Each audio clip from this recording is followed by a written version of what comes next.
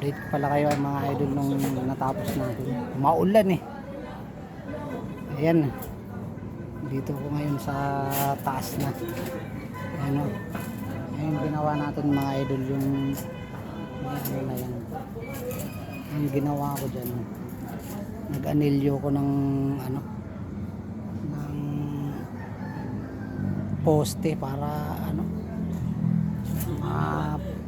ano ko kung hindi sana umulan matatapos ko na to, kaso pabugso-bugso yung ulan eh, hindi na tutukan tuloy ng ano ng trabaho, konti lang tuloy natapos natin. Ngayon anong oras na, alas 5 na ata, medyo maggumanda naman na yung panahon, kaso hapon na pagod na yung ano all around. May-ari na, contractor pa, tapos mason, all around talaga mga idol. Ito pala mga idol, ipapakita ko sa inyo yung ano kabuuan ng munting bahay ko. Pag natapos i-update ko kayo kung anong ano yun. Basta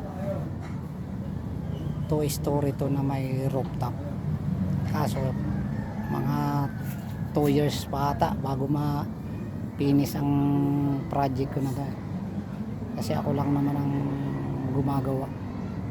Ito ipapakita ko sa inyo.